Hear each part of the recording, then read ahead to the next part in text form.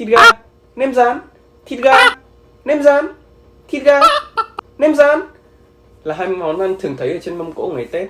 Mà Tết thì sắp đến rồi, các bạn có muốn giúp ba mẹ nấu cơm, có muốn làm một món mới nhưng mà vẫn ở trong khuôn khổ ngày Tết. Các bạn nghĩ sao nếu hôm nay mình nói là mình có thể kết hợp hai món đấy tạo thành một. Chính xác, hôm nay chúng ta sẽ làm món cánh gà chiên vị nem rán. Cùng bắt đầu thôi nhé. Nguyên liệu đầu tiên và quan trọng nhất chính là cánh gà. Nhưng đây không phải là cánh gà bình thường đâu, đây là cánh gà rút xương. Cách rút xương thì cứ vẩy vẩy như thế này thêm lần nữa, và đây là kết quả. Tiếp theo là phần nhân nem, mỗi nhà một kiểu. Sau đây là công thức của mình, và cuối cùng sẽ là sốt nước mắm hay nước chấm, mình vẫn chưa quyết định. Đầu tiên chúng ta sẽ bắt tay vào lọc xương gà của cánh luôn. Nếu bạn nào ngại làm, mình nghĩ hỏi hàng bán thịt thì chắc chắn họ sẽ giúp thôi. Cánh gà có 3 phần xương chính nên là chúng ta sẽ bẻ phần khớp ở giữa 3 đoạn.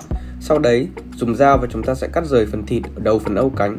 Xương gà phần này hơi phình ra một chút nên là chúng ta sẽ cứ lựa theo xương mà cắt thôi. Nếu các bạn thấy mình cắt vào xương thì phải dừng lại ngay nhé. Chuyển hướng dao một chút, đừng có cố cắt hỏng dao mà lại cắm tay. Sau khi thịt đã tách ra, chúng ta sẽ lột phần thịt đó ra ngoài và kéo xuống. Phần này có người làm giỏi, có người không, tùy theo kinh nghiệm. Nếu bạn hiểu ý mình. Sau khi lột hết thịt tới phần sụn tiếp theo, chúng ta sẽ dùng dao và khứa xung quanh ở phần sụn đó. Mục đích là để thịt tách khỏi sụn một cách dễ dàng.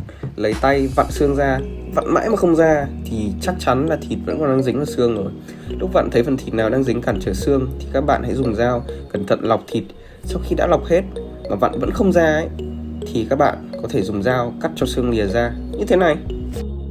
Tiếp theo ta sẽ lọc hai xương bé ở cánh. Phần thịt đã được lọc xong trước, chúng ta sẽ lộn ngược ra ngoài để lộ phần sụn nối âu cánh và cánh. Dùng dao cẩn thận cắt phần sụn ra, đừng dùng quá nhiều lực để biết khi nào dao đã cắt vào xương. Khi lọc thịt, dao cần phải sắc và không được dùng quá nhiều lực. Chệch hướng có thể cắt vào tay ngay, còn nếu cắt vào xương thì có khi là gãy cả dao. Khi phần sụn đã tách gần hết ra thì có thể dùng dao và cắt bỏ đi. Dùng tay gỡ và tiếp tục kéo phần thịt xuống để nhìn rõ thịt vẫn đang dính vào xương. Tiếp tục khía ở xung quanh đầu xương để thịt tách ra như lúc đầu. Tách hai xương ở cánh bằng cách cho lưỡi dao vào giữa hai xương và cắt phần sụn nối. Lột phần thịt ở bên xương nhỏ ra vì bên đó thì sẽ dễ rút ra trước. Khi hai xương đã tách ra, các bạn sẽ cầm xương nhỏ và xoay, và sau đó là sẽ rút được ra ngay. Tiếp tục dùng dao lóc thịt còn dính lại ở sụn bên phần xương to hơn. Lột phần thịt xuống, nếu thấy thịt vẫn dính trên xương, tiếp tục dùng dao để lọc ra. Khi đã lọc được hết, cầm xương và sau đó vặn và các bạn sẽ dễ dàng rút được xương ra. Lột thịt ngược lại, và thế là chúng ta đã lọc xong xương của một chiếc cánh gà rồi. Mình sẽ làm lại một lần nữa nhé. Bước 1, bẻ hai khớp xương. Bước 2, lọc phần thịt dính ở quanh sụn. Nhớ cắt toàn bộ xung quanh thì sau đó mới có thể rút được xương ra. Bước 3, lột phần thịt ra. Nếu thấy có chỗ nào vẫn dính vào sụn thì lấy dao cắt và sau đó rút xương âu cánh ra. Bước 4, lột ngược phần thịt đã lọc ra ngoài. Bước 5, cắt bỏ sụn giữa âu cánh và cánh. Bước 6, tiếp tục dùng dao lọc thịt quanh sụn, lọc ở phần xương bé trước.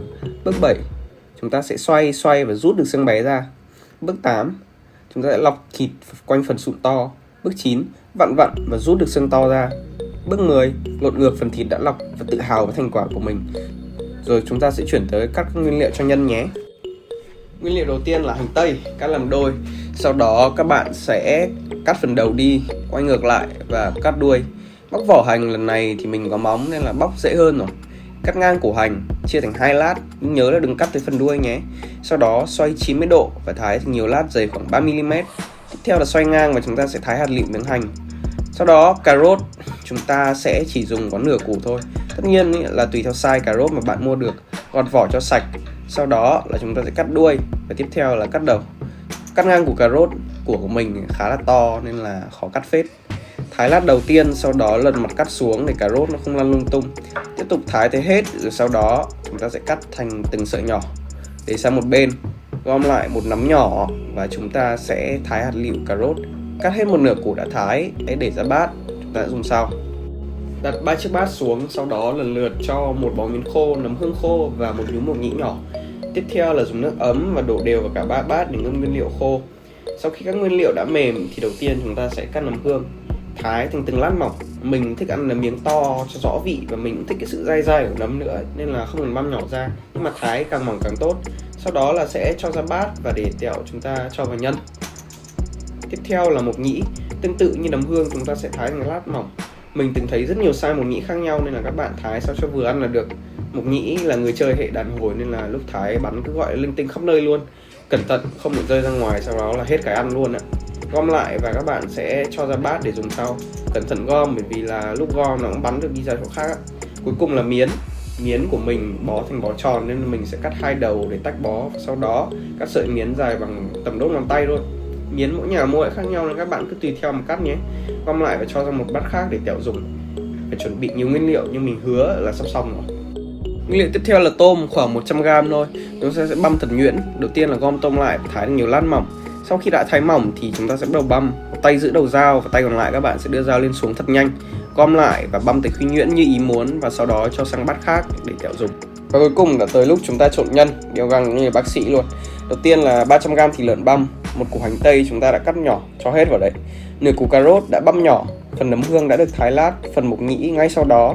Tiếp theo là tới miến và sau đó là tôm chúng ta đã băm nhuyễn như một chiếc máy. 2 quả trứng, cả lòng đỏ lẫn lòng trắng. Nước mắm tầm 2 muỗng, nhưng mình thì nghe theo tổ tiên chỉ bảo thôi. Một nhúm tiêu và một lượng muối vừa phải tùy theo khẩu vị của mỗi người. Sau đó chúng ta sẽ dùng tay trộn đều. Nên dùng tay vì khi trộn sẽ có những miếng thịt nó bị dính vào với nhau. Nếu dùng tay chúng ta sẽ có thể cảm nhận được phần bị dính và tách được nó ra. Sau đó chúng ta sẽ cho nhân vào một túi để bơm. Túi này thường thì các hàng bán đồ làm bánh sẽ hay có nhé. Cho hết nhân vào trong túi, đừng có mà để rơi ra như thế này. Sau đó chúng ta sẽ đóng miệng túi và ép cho phần nhân bên trong xuống đầu nhỏ của túi. Nhẹ nhàng để túi sang một bên, đừng ép mạnh quá không nó lại phòi ra. Bây giờ chúng ta sẽ bơm nhân vào trong cánh gà đã được lọc xương. Một phần thịt được cánh gà ra và cho miệng túi vào sâu nhất bên trong có thể để có thể lấp đầy những khoảng trống trong con tim này. Ý mình là miếng gà này bằng phần nhân nêm. Bơm nhân chậm chậm thôi, vừa bơm vừa ấn miếng cánh gà xuống. Chúng ta chỉ muốn lấp đầy những phần trước đây là xương bằng nhân, sao cho cánh gà nhìn từ ngoài vào thì trông vẫn như là một cánh gà bình thường. Sau đó chúng ta sẽ cho cánh gà đã được nhồi ra khay hoặc là thớt, trải đều ra nhé. Và sao cho phẳng, rất quan trọng là không để chồng chất lên nhau. Sau đó cánh gà sẽ được nêm với muối và tiêu. Chúng ta sẽ nêm 2 mặt, không cần nhiều vì nhân bên trong đã được nêm rồi, tùy theo khẩu vị mỗi người thôi. Sau đó chúng ta sẽ chuẩn bị 3 khay để tẩm bột. Ở khay giữa chúng ta sẽ cho bột ngô, nhiều một chút, tầm 400g. Nhấc tiền mình cánh gà lên và cho vào để tẩm bột. Nhớ tẩm cả 2 mặt cho đều. Nhấc lên rũ lắc lắc cho bột thừa rơi ra ngoài và tiếp tục tới miếng tiếp theo. Tẹo sẽ biết tại sao. Trong chảo cho một lượng dầu vừa phải đủ để rán một bên cánh gà. Lượng dầu như là bạn dùng để rán nem thôi. Khi chảo đã nóng vừa thì chúng ta sẽ cho gà vào, đặt nhẹ nhàng, tránh để cho dầu bị bắn. Tốt nhất là nên đặt miếng gà hướng ra ngoài để nó có bắn sẽ không bắn vào mình. Nhiệt độ dầu chỉ khoảng 150 độ C vì chúng ta rán 2 lần. Lần đầu để nấu cho nhân chín. Rán mỗi mặt khoảng 3 đến 4 phút giật lại sao cho có màu như thế này là được. Không cần quá vàng giòn đâu. Sau khi mặt đã có màu tương tự, chúng ta sẽ cho ra đĩa và đã có giấy thấm dầu rồi. Từ từ nhẹ nhàng thôi nhé. Kiểu miếng gà rơi vào dầu bắn đau lắm. Sau khi rán lần 1 phần bột thừa mà chúng ta không lắc được hết lúc nãy sẽ bị đọng lại và dễ cháy. Nếu xảy ra hãy tắt bếp và dùng lưới sắt để lọc ra như thế này. Sạch rồi thì có thể bật lên và rán tiếp. Sau khi dầu đã nóng lại, bây giờ chúng ta sẽ muốn dầu nóng hơn khoảng tầm 170 độ C. Thì bây giờ sẽ muốn rán gà nhanh cho vỏ ngoài giòn như thế này này. Rán một mặt khoảng tầm 1 đến 2 phút. Sau đó có thể nhấc ra cho ra đĩa. Và chúng ta sẽ làm tới phần sốt. 3 tép tỏi chúng ta cắt hết phần đuôi như thế này, cắt ngang mà sau đó thái lát mỏng. Thái hết rồi chúng ta sẽ gom lại, quay ngang và thái nhuyễn ra, càng mỏng càng tốt. Dùng dao và sau đó các bạn sẽ gom lại thành một cụm và tiếp tục băm nhỏ ra. Băm cứ như lúc nãy các bạn băm tôm cùng một kỹ năng thôi, không có gì khác biệt. Trong một chiếc nồi bé cho 150g đường, 50g nước mắm và 50g giấm gạo. Ta sẽ cho lên chảo đun ở nhiệt cao, đun sao cho sốt nổi bong bóng bốc hơi. Tới khi bốc hơi gần hết và sốt đặc lại như thế này là được. Cho xem thêm một lần nữa nhé. Đấy. Sau đó cho chỗ tỏi vừa băm vào nồi, dùng thìa và khuấy đều. Lúc này các bạn có thể tắt bếp đi và đây là kết quả. Tiếp theo chúng ta sẽ cắt hành lá để trang trí, một cọng thôi là đủ. Cắt làm đôi sao cho 2 phần bằng nhau. Ở một góc nghiêng chúng ta sẽ thái hành mỏng hết sức có thể. Nhiều cách để thái hành nhưng đây là một cách đơn giản và nhanh. Tiếp theo chúng ta sẽ cắt gà, cắt phần đầu cánh trước, ở khớp, cẩn thận đừng cắt vào xương nhé, để lại mảnh vụn. Sau đó cắt cánh ra làm 3 phần dày như miếng nem. Phần nhân trông sẽ như thế này, hoàn hảo luôn. Chọn đĩa bất kỳ để bày, mình sẽ cho miếng gà có 2 mặt cắt xuống trước cho vững. Sau đó ở những khe hở thì mình sẽ xếp đều cánh gà vào. Tiếp theo là dưới sốt, dưới nhiều vào, dưới để phủ hết phần cánh gà. Sốt ngon nên là yên tâm. Và kết thúc với phần hành lá đã thái lát. Và đây là kết quả.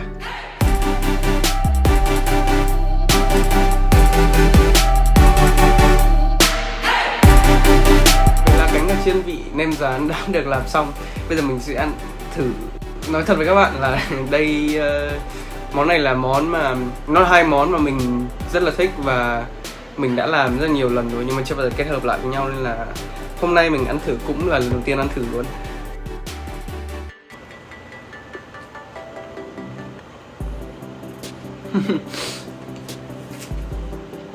Có hai món mình thích ăn nhất trên đời. Một đấy là gà rán, hai đấy là nem rán. Mình biết là trông mình không béo đến mức mà lúc nào ăn đồ rán, nhưng mà đấy thực sự là hai món mình thích nhất. Và đây là lần đầu tiên mà trong một miếng ăn mình được nếm cả hai vị của cả hai món. Là lúc đầu thì mình nghĩ là maybe là nó sẽ hơi đấu đá nhau một chút, nhưng mà không các bạn, nó thực sự là nó là một sự kết hợp hoàn hảo. Món ăn này là một công thức khá là đơn giản.